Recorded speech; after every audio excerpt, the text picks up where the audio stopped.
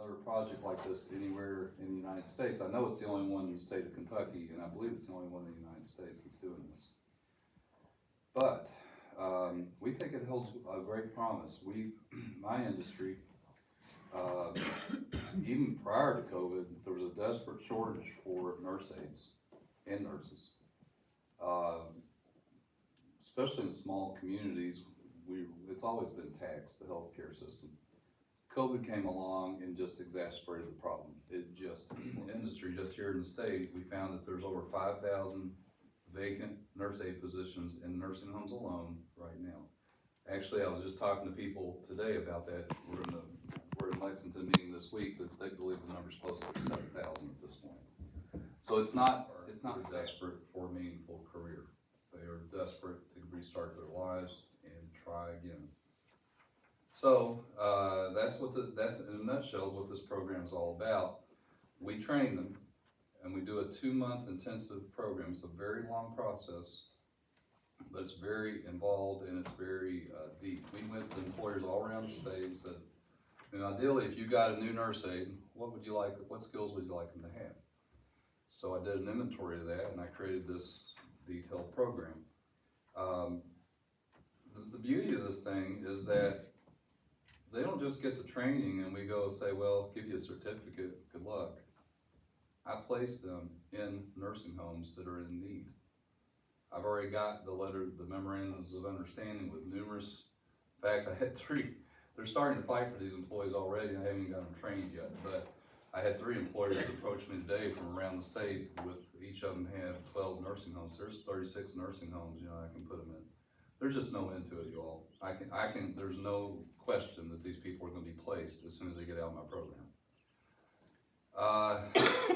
That's the 30,000 foot view, and then could you add something? I think it's very interesting.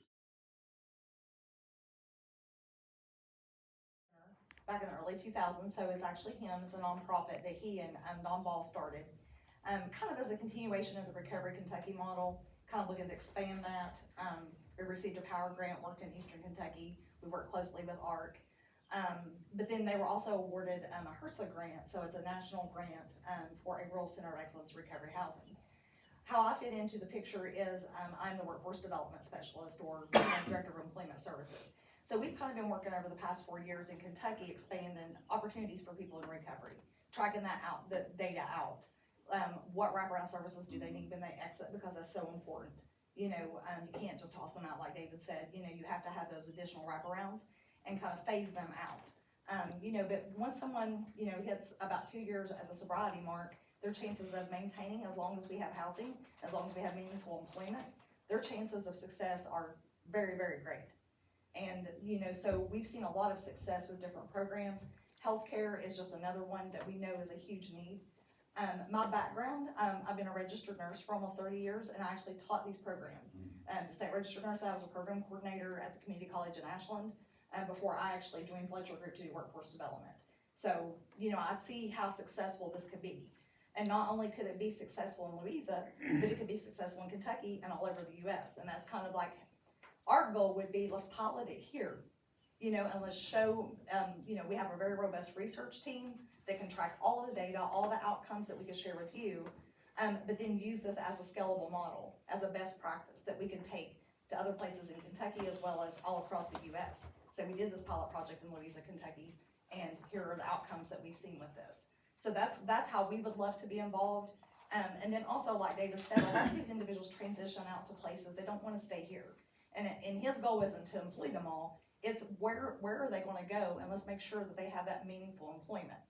And we know that caring for others is very meaningful. It's one of those enhanced careers. So we're currently doing some research around brain healing careers. So it's an actual career pathway that heals the frontal lobe of the brain in addition to providing them meaningful employment. So this is one of those career pathways that would score really high on that scale of healing their frontal lobe of their brain that's damaged by substance use. So not only are we putting them into something they're passionate about, but we're physically helping them recover in the process. And then, of course, we would help David with this project in terms of helping him with the wraparound services for these individuals.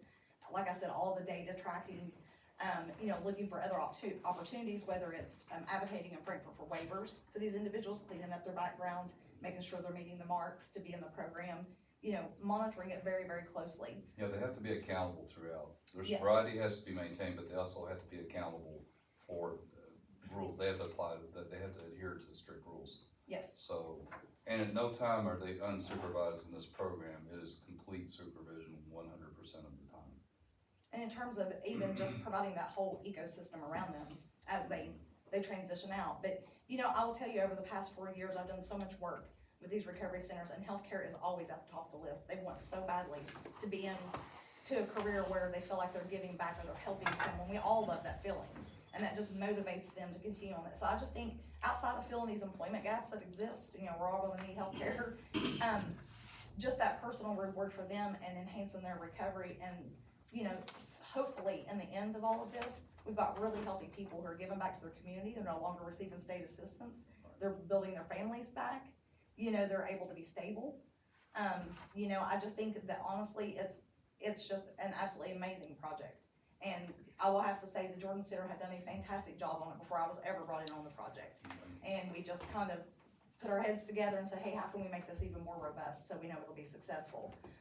So we'll be a part of it all the way through, as long as the Jordan Center wants us to be a part of it. And I think you all have a real opportunity to create a model that will be looked at all over the US truly. The project, then if it can't stand on its own merits, then it shouldn't stand, right? And I want to prove that. I'm anxious to show the data, and that's what Fletcher Group is going to help me do, which I'm so excited about. And you're helping me in many other ways too, but, right, but the data is so the important. data is really key because people want to know that we've been good stewards with the money. Recently, from the opioid settlement that we can talk about in a little bit if y'all want to, but we got those funds. He called me and asked me about those funds, and he was looking for $28,000 to do this, the first class, right? It's a pilot, yeah. This is for 7 individuals. Yeah. It's approximately $4,000 per person to get them For through to this. get them through the class and get them a job, okay? And those are my costs. Those are just my overhead costs. And my initial statement was to him, this was speaking for me, not speaking for you all, and I made that plain to him on the phone, and I was like, well, when the opioid settlement money came, the county's got the lion's share of the funds. So county's got, I'm getting right around 80-some% of all the money dispersed. The city's got, 16-17%, okay? So I told him, I was like, well, my idea would be, if the county wants to put in 86% of the money to do this, then the ask to the city would be 60, would be a correlation to the funding we got and the funding the county got. So, and Mr. Doty called me from the county then, he and I had a discussion. He agreed that sounded like a fair assessment of splitting the funds. After their meeting, he called me and said, we agreed to do 25, and leave 3,000 for you all, if you all want to be in the program, to help the program.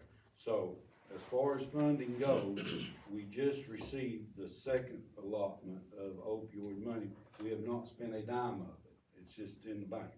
So the total we've received so far is $40,016.76. That's gonna be reflected in this new budget. It's not in our old because it just not came. So, just so you know what we got, we've just gotten 2 payments. So Dave's ask was 28,000, the county's agreed to 25. He's asking you all for 3 of this opioid money, and I looked at the opioid money requirements today. It does fit it. I mean, obviously it does. Yeah, it ticks The rest off a is lot up of the to you. boxes when you look at the requirements. Yeah. It gets most of the boxes. Yeah, if y'all have any questions for Dave. I was just gonna say, moving forward, it wouldn't be like we'd be coming back asking for money for the next class. This was something, I don't know if you all are, I'm sure you are, but the Workforce Innovation Opportunity Act or the WIOA funding, these clients will qualify for that moving forward. Just to have the additional training that this particular population needs, we need a proof of concept project to show them the data on it, and then they will cover that. So moving forward, we won't be coming back every time we have a class saying, hey, can we have money? Yeah, this is the one. Yes, and I talked to them, I called them and the ARC to just justify, not that I didn't trust Dave, but so I was That's smart. hearing it from every angle. I Yes. talked to them and that's exactly what they told me. Yes. Any questions? I have a question. Explain to me how this is going to benefit Louisa. You're saying these people will go to other places Well, And you're I, saying actually, you I have get a first shortage. choice. If I came to this out of desperation, let me explain that. It was, agencies had picked my staff clean. I was desperate for nurse aides. They were just disappearing like that. They were all becoming traveling nurse aides, just like traveling nurses. And, I could not compete. You know, I'm a government franchise. It's not like McDonald's. I can't cut my price when my cost of labor goes up. I have to wait for the state to give me that increase. So out of desperation, I started thinking of ideas, you know, where can I get more labor? So that's how I got to this idea. What this does for me in Louisa is I had to close half of my building, by the way, because I didn't have enough labor. That's how bad it got. Just had to shut it down because I couldn't operate effectively without enough nurse aides and nurses. We're a nursing home. So shut down half of the building, and what it does in the future is it guarantees I have a labor supply too. I get first crack and first choice of these people, and many of them are, you know, from here. They're from our county. They might have been living in Lexington or something like that, but they wanna live here. Their family's here. Their kids, their grandkids, in many cases, in the class I got right now. I would prefer those people come back with solid jobs and solid, for the rest of their days. If they wanna work in a nursing home business, they're always gonna be assured a job if they have a certificate to be a certified nurse aide. And I don't know if y'all know this about me, but almost all of my nurses are former nurse aides. I sent all of them to school, with the exception of one or two. I think I have employed, so there's a career path in my building. If they might become a nurse aide first, and then later they might be my future nurses. So, you know, if you believe in having a nursing home in your county, I'm one of the largest employers. We're part of the healthcare system in this community. It's the hospital and the nursing home. If you don't have those basics in your community, it's tough. Healthcare is a very tough situation to provide, and that's the government's job, isn't it? To provide for the citizens. Well, healthcare is one of those tenets. We are blessed in this town with a great hospital, great doctors, dental care. We've got every nursing home. We've got healthcare in our small community. And just like you're putting a solid foundation in the medical care for our community, that's how Louisa benefits. Also, there's other areas too, outside of the long-term care facility. Let's say David was, had no openings. I don't know if we'd ever see a David, but that would be awesome if that was the case. But they also work in hospitals, home health, look at all the other career opportunities for a nurse aide, private care, but then also some people come here, I'm sure, go through a recovery program, maybe they struggle, don't have that skills, to go out and get, a career in whatever job that would financially support them. So they're using your local resources, they're using your local money, because they can't stand on their own 2 feet. So our goal is so that way, even if they are lingering here, or even if they exit out, they're not using the rural community's resources. Well, you've got people too that want to live here in Louisa as an employee. They want gainful employment. They don't want to just come and hang out, but they want to start their career, restart their families right here in our community. So it's a growth avenue. It's growth in the form of we have tax-paying citizens. I wanna make sure I understand, you're going to employ the teachers? I already do, yeah. You already do? And this money can only be used for that kind of, Yeah, various things, to do with recovery. we're just now working through that list. Coming from recovery. The training will be at the Jordan Center? It will. Okay. You got approved as a certified training facility. Well, I've been training for myself, but it's a long story, it's kind of getting in the weeds, but, I had to get special permission to train people who are not my employees. Yeah. That's where the special permission comes in. I've always been able to train my own Your people, own people. but we just couldn't get enough. We would advertise, we'd try to get them off the street, we just couldn't get them. And we had to close half of our building because we just couldn't. Now, and this is the other thing, my building is a 5-star staffing building, always has been, always will be. Of course, I had to cut my ratio in order to get that 5-star rating. I had to close my doors and send admissions away. So, you know, families who live here and wanted to take their families someplace local had to go to Ashland or Pikeville or West Virginia with their loved one. You know, 45 minutes each way, it's a big deal versus being right in the backyard. So that's yet another way I think our community benefits by having these services here and supporting it here. What is the timeline on this? Um, Say you get funding, I'm starting, they're doing their orientation on Thursday and they start training on Tuesday. okay, so They're then, starting. and this may be in here, then when would they begin work? It's a 200, it's in there, it's a Yeah. 200 hour course. The first 75 hours are the traditional learning. You settle up a lot of that 75 hour for KCTCS. Yeah. So, that's your traditional training. That would get enough for somebody to be certified, but we're trying to take it well beyond that. Because we've learned this over the years through experience. 75 hours is not enough to pat somebody on the bottom and say, good luck, have at it, set them free. That's not even 2 weeks. Well, it's a really difficult job, I'm not gonna lie, I think it's a very hard job, and it takes time to develop the skills in the relationship with these people to do a good job. It just simply takes that extra 125 hours, and what we're trying to do is drill down deeper, like, we're trying to help them understand why, for instance, nutrition, why does that play such a vital part in an elder person? They're not just what they eat, but what they drink, you know? Why do you have to keep such strict records on that? Well, it affects their skin quality, doesn't it? That could lead to a bed sore if they're not intaking enough food and fluids. So that, you know, we're trying to help them understand why they do what they do. It takes a little more time. So we have a lot of, and we were giving extra certifications as well. Eyeballs roll back in your head and say, enough. But And just to give you a highlight too, like, in order to work in a Medicare funded facility, they have to complete that 75 hours, and they have to test and pass a written and a, skills test.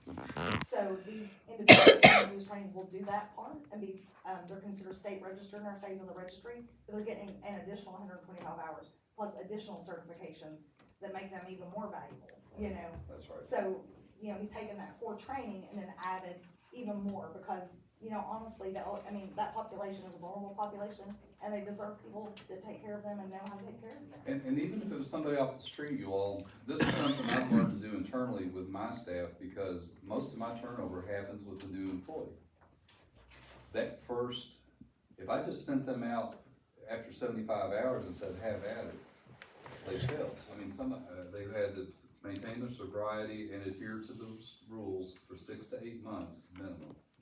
And then they're gonna be in my program for another 10 weeks on top of that. So if, let's say you've been sober now, you've been living supervised, drug tested every week, and by the way, that continues when they're working with me too. That's the wraparound that we're talking about. So imagine 8 weeks clean and sober, 8 months, and then another 2.5 months onto that, that's 10.5 months. And then when they go out into the workplace, they are still under supervision. They're living in housing, supervised, transportation is provided to and from work, so there's no, you know, you're showing up to work. Unless you got a really good doctor's excuse, you're showing up to work. And you're being drug tested and supervised the entire time. So you're looking at about, probably over a year of supervision before they are then, by that time, they wanna, I'm sure they wanna live on their own. You know, they wanna give it a go, but by now, they've got a real job, a good job. As far as when they exit out, so no matter where they are, employed, we will continue to check in with them, check in with their employer, do follow-up surveys to And we ensure. will get data feedback as to these first 7, how it turns out. Oh, yeah. Yes. What happens when one drops out?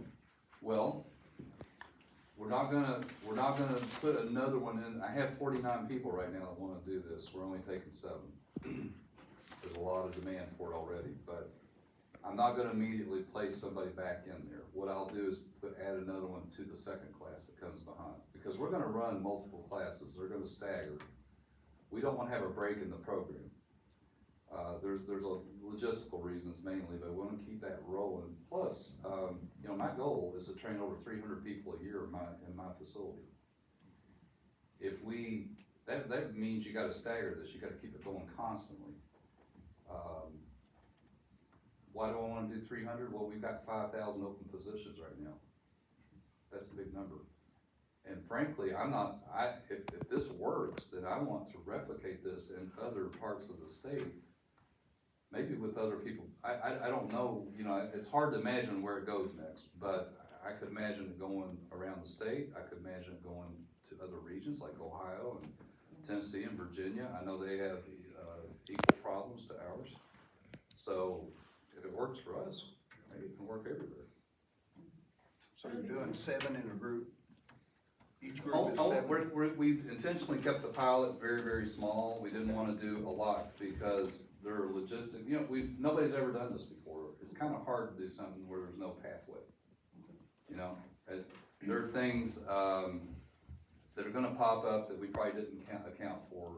I've been planning this for 15 months, and I guarantee you I've missed something. Something is gonna go wrong that I had not thought of. But the hope is we start small, work out these kinks, and my training class, the capacity can go up to 15 people per class. So if I can keep this rolling, do 15 people a class, you know, over 365 days, I can make a pretty big impact. So this is just for drug addicted people?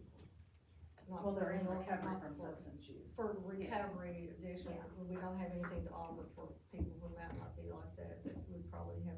Oh, Good yeah, We there's, have- there's plenty of opportunity. They We- can be funded by WIOA and join one of his classes Mhm. the next time he has one. And we've participated in those programs for years, years, probably 15 years we've been doing those type of programs and taking those people in that are in the program who, you know, maybe they just been, raising kids and been at home and really wanna get back in the workforce and they're maybe, you know, in their 30s and 40s, ready to go back. And we've taken them, and we've gone through the program, and brought them into us and trained them, and with some success. The problem is with that, is it's just a few, it's just like 1, 2 people at a time, we don't see large numbers, and I need something that can scale up, because the shortage is so drastic. I mean, if we just have 1 or 2 people at a time, we're never gonna get there, we're never gonna get to where we need to be. So that's why, High school kids, I'm sorry. what about high school kids, that's seniors, they could be candy strippers and move into this. Some of my best, yes. You see what I'm saying? I've got them right now, and I'll tell you, yeah, some of my best nurse aides and nurses came right out of that program. In fact, one of my nurse aides, or one of my trainers, who's an RN now, actually, 3 of them, were originally high school students that came through our program. We do this over in Wayne County, and we also do it here in Lawrence County. Both sides of the river. Excellent. It is, they're wonderful workers, wonderful. So, back to the question, if someone drops out, do they stay here in Louisiana, or do they go back to where they came from, or what's the plan? They would still transition out at the time that it would be up to ARC to kind of help them place them in the transitional housing as well as whatever other career options. Well, Because I think we have enough homeless people left from leaving, dropping out of ARC. I mean, I live here in town. Yeah. Okay, don't deny that there's not an issue. So, Yeah. that's my concern. well, what they're supposed to do, here's the way it's explained to me. People are supposed to. If the door closes with me, let's say they don't like, and it's not for everybody, I'm gonna tell you, it's Right. a hard job. If they get into the program and say, you know, I just can't do this, David. Now they have to go back, pick another career. They can't just tread water. They gotta go open the next door and the next door and the next door until they find a career choice that does match up with their desires. Okay, They're not allowed to just sit and tread water, no. so they're accountable for making progress and if they don't make progress, then are they out of the program, they go back? Oh, my program? Yeah, like, you know, we're not learning, we're not advancing our skills. You mean if they're not successful, like Yeah. they don't pass their tests, let's Yeah, if say, they're or not- yeah. something like that? Well, I'm gonna assume responsibility, if they don't make it, there's something wrong with the trainer. The teacher's wrong, not them.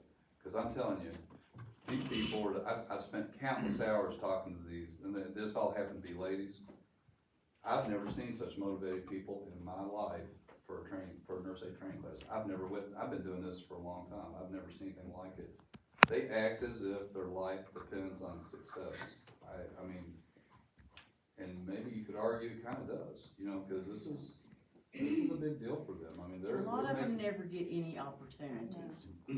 Have come from broken homes also, you know, that's what's forced them into this. one lady comes from a great home, her dad is a preacher and her mother's, they're heavily involved in the church, they're leaders of their church, and her family's so supportive.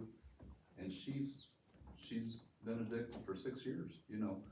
I agree with you though, many have come from terrible situations Yes, and they do have. not have a lot of good family support, but some do. There's no, All the- they're like, Parents were druggies and they're druggies and they're stuck in this cycle and they need help. yeah, A lot of people had, you know, an injury, you know, this is back before the 5-day rule for opioids Yeah. was in effect. And I'm telling you, all it takes for some people is day 6 of being on that prescription.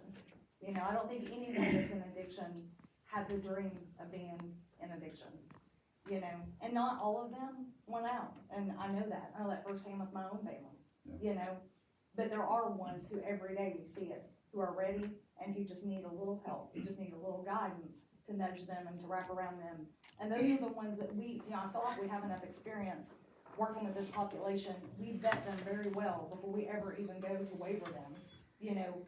There's lots and lots of interview processes that go on. It's not like we're just grabbing everybody that wants in, come on, we got a gaps to fill, we're gonna put you in this. Because for one, it's not good for the industry, and these are people's lives that are gonna depend on their care. But secondly, it's that person's life as well. And if we rush them through it too soon, and they're not gonna be They'll fail. successful, They'll they're fail. gonna overdose, and they may not make it back. You know, they may Any not. other council members have questions? Mr. McKenzie? Yeah. Is this like an exclusive partnership with ARC or with other rehabilitation Well, facilities beyond I that? frankly didn't know anybody else but Art. Since that time, in the last year, I've learned there are many other recovery centers around the state. So my dream is that this could scale up and that, let's say there's something like an ARC over in Owensboro, I'm making that up. But let's say there's one in Owensboro, well, maybe Owensboro can find a nursing home there and they can partner up and do the same thing. So it's, I can't train them all. I cannot train 5,000 or 6,000 people fast enough for our industry. This is gonna have to be something that can scale up, and I think it would have to include other companies, but ARC is innovative, and they were open, they were in my backyard, literally in my backyard, and I thought, well, it's a crazy idea, is it not, or do you all think it has validity? I went to them with the idea, and they saw something that they liked, so it's, and I came to this idea out of total dread. I mean, I just was panicked. I did not know where to go next. I didn't know what to do next to get labor for my business. I honestly even considered shutting it down at one point. I thought if I can't get enough labor, I'm gonna close this place. I'm not gonna give poor care to my community. I mean, I don't know if you know me or not, but I am dedicated to that. I want the best care I could possibly give for my residents. And we're a 4-star and 5-star building, it kind of goes back and forth, but my staffing is always 5-star, it's never deviated. There are employers that this model is working very well across Kentucky. We've got St. Joe Hospital in Lexington. I work with them directly to Shepherd's House for Environmental Services. It's been very successful. Taylor-made School of Horsemanship was built, one of the largest thoroughbred farms in the state. Has recovery housing on site now, allowing people to enter that field, and it's very successful. With the right oversight and the right wraparound, you can make a huge difference in communities by partnering and tapping into this labor pool. Well, I'm with Rose, I don't want a homeless, I don't want people on our streets importing people to live in tents here in Louisa, that's not my dream. I love this community. Give them a job so they can move on. Yes. I do, I want something positive that builds and that grows and is productive. I don't want to bring, I think this apply, is it's a- almost like a That's why I'm play. asking what happens, cause Yeah. Yeah, There has to be, and you're gonna be left, okay? understandable, I yeah. understand where, and I live here, I'm in healthcare, Mhm. I understand, I know, You do, okay? if you're not from here, you're usually not going to stay here, bottom line in healthcare, trust me. Yeah. Okay? And that's my concern is, you know. Well, they're already here, I'm not, Gotta have never it in curse, place. never curse. The only, I will say this, drugs are all through our community, and my staff is just a mirror of our community. I guarantee you, I would guess that if I just, and I drug test a lot, by the way, but if I rounded up all 100 employees unannounced on one day, I'm gonna lose a chunk of people. That it may, and some I maybe had no idea that they had a drug problem. I mean, you have 100. Yeah, roughly 100 people, and I'm gonna say 20, 25 people are gonna get caught. And then that, you don't know who they all are, and it's the same in our community. And it's every, you say, well, it's just the bad, no, it's every family in this town is touched in one way or another. Yep. And we all have them in our I have them in my family, I bet you have them in yours. It's, and I don't mean that in any way to be pejorative or, I'm just saying that's the fact of life. And it's the same in my nursing home, I know I've got functioning addicts. In fact, one of my trainers, who I put through school, she became an RN in January. 9 years ago, she walked into my office and said, I've got a heroin problem. And she's been working for me for 8 years as a nurse aide. But she worked, she got her treatment, she worked on her problems, she proved her integrity. She then went and worked the med card with full access to narcotics. And we tested it, She proved that she was trustworthy. Then we sent her to LPN school, and then we sent her to RN school. And now she's training all my people. And there's none better. There's none better than somebody who's been there themselves. She is a living, breathing example of what can be, and I think that motivates, I know it does. It motivates these people with recovery. When they see that, they're like, oh my gosh. It's pretty exciting to, you ought to be in the room when they come to the realization that they're talking to the lady who's gonna train them is somebody who's just like them. So these 7 people are ready to start in this program. Yep. Is this something you could come back and tell us an update on and? so I'm on? eager to do that, yes. And with the Fletcher Group's help, I'm gonna have hopefully what sounds like some pretty spiffy reports.